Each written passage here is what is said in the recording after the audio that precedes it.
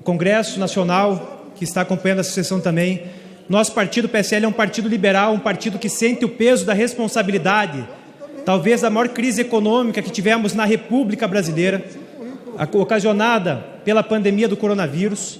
E, ao mesmo tempo, presidente, é uma votação muito difícil para a minha bancada, porque temos diversos deputados que são oriundos da segurança pública, agentes socioeducativos, policiais rodoviários federais, delegados de Polícia Federal, agentes de Polícia Federal, policiais militares, policiais civis, ou seja, a nossa bancada aqui na casa, e isso todo profissional de segurança pública do Brasil inteiro sabe, que quando tem um pleito aqui dentro para aprimorar a legislação, para brigar pela polícia, brigar pelos agentes penitenciários, muito dificilmente eles não vão acabar caindo junto com o deputado do PSL para atender os seus pleitos aqui dentro.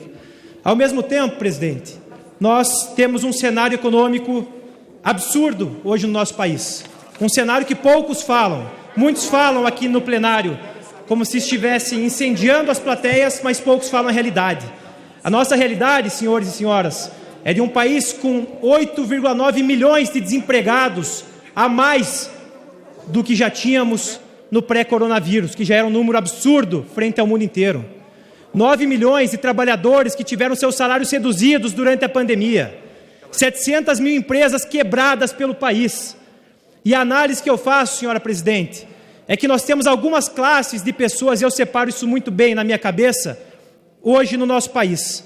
Temos uma classe de pessoas que tem estabilidade, que são servidores públicos, isso incluídos todos nós aqui, deputados, juízes, seja o funcionário público do mais baixo escalão ao mais alto escalão da nossa República, em estados, União e municípios. Esses estão conseguindo superar a crise porque o salário está caindo na conta. Salvo rara exceção em algum município ou estado mais quebrado, mas está caindo em dia na conta. Temos uma classe, senhora presidente, de empresários que não viram essa crise acontecer, alguns até lucraram mais.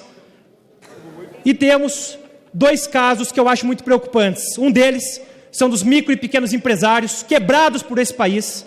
E eu falo isso e não espero que nenhum esteja nos acompanhando pela TV nesse momento, porque enquanto nós estamos aqui debatendo, e alguns com um discurso um pouco demagógico, esses empresários que eu estou falando aqui devem estar chorando em suas empresas, tendo que fechar suas portas, tendo que demitir seus funcionários, não podendo sustentar suas famílias. E nós temos um quarto caso mais preocupante, que poucos falam também, que são daqueles que estão sedados, que estão anestesiados no Brasil inteiro. Os R$600 do Corona Voucher são importantes, mas estão anestesiando uma grande parcela da população, que não caiu a ficha ainda, que daqui a alguns meses isso vai acabar. Talvez diminua, mas vai acabar. E o que vai acontecer depois que passar a pandemia e que nós tivermos toda essa bomba fiscal e econômica nas nossas mãos? Então eu peço realmente a todos os parlamentares, eu digo aqui que eu respeito o voto de cada um. Eu sei que cada um tem sua origem, tem sua posição ideológica, tem sua corrente doutrinária, respeito quem votará contra esse veto. Mas eu, com muito pesar, digo, porque sou filho de um profissional da segurança pública, porque me elegi com os votos de centenas de profissionais de segurança pública do estado do Paraná, que eu vou acompanhar o governo nessa votação, vou votar sim ao veto, por uma questão de responsabilidade fiscal. Nós também queremos fazer o contraponto aqui, como o nosso deputado subtenente Gonzaga falou muito bem, nenhum profissional de segurança está aqui pedindo aumento de salário, todo mundo sabe o momento que o país passa.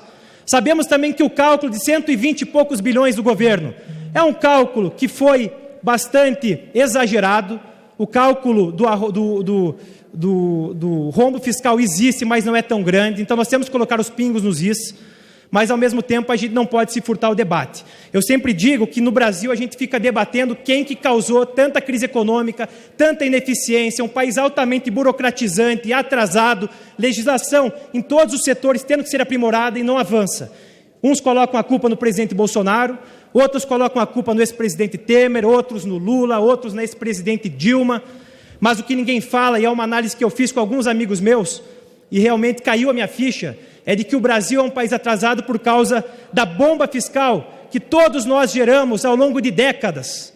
Não é um projeto que nós votamos aqui que acabou com a economia do Brasil ou que travou o nosso crescimento. Não foi um governo apenas que fez isso, é o conjunto da obra, em centenas de votações que acontecem em câmaras de vereadores, em assembleias legislativas, no Congresso Nacional ao longo de toda a sua história. Então nós temos que começar a ter responsabilidade, e eu não peço aqui para ninguém concordar comigo, que eu sei até que na outra tribuna ali, alguns colegas da oposição que estão no seu direito vão contrapor esse meu discurso. Mas o que eu peço é que todos tenham a racionalidade, não só nessa votação, mas entender o momento que nós passamos. Desde que eu sou pequeno, presidente, eu ainda tenho apenas 28 anos, mas desde que eu tinha 5 anos de idade, eu sempre ouvi falar, desde o prezinho, como a gente chama lá no Paraná, que o Brasil é o país do futuro. Já passou 23 anos que eu escuto isso e esse futuro não chegou.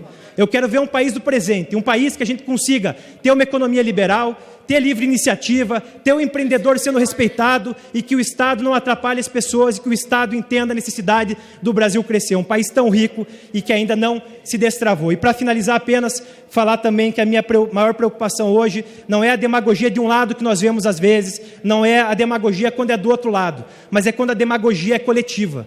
Eu lembro muito bem quando chegou aqui a questão do Corona Voucher. O Corona Voucher chegou com R$200, foi para 300, foi para 400, foi para 500, foi para 600. Eu não estou dizendo aqui que não deveríamos dar R$600 para a população mais pobre. Mas se vocês analisarem o debate que a gente produziu aqui na casa, foi um debate que cada um ia tentando aumentar para dizer e capitalizar em cima que deu o Corona Voucher. O Corona Voucher é do Bolsonaro, o Corona Voucher é da oposição. O Corona Voucher, meus amigos, é do pagador de tributo desse Brasil. O Corona Voucher é da população que não paga tributo porque não tem renda, mas que devia ter serviço público sendo prestado a elas em assistência social, saúde pública, educação, segurança pública. Então, apenas eu digo, senhora presidente, que eu vou orientar sim pelo meu partido, um partido liberal, um partido que respeita a segurança pública e todo mundo da segurança pública sabe que pode contar com o PSL. Mas nós entendemos o momento que o Brasil passa, queremos um país novo e nós estamos aqui para somar nesse sentido. Muito obrigado.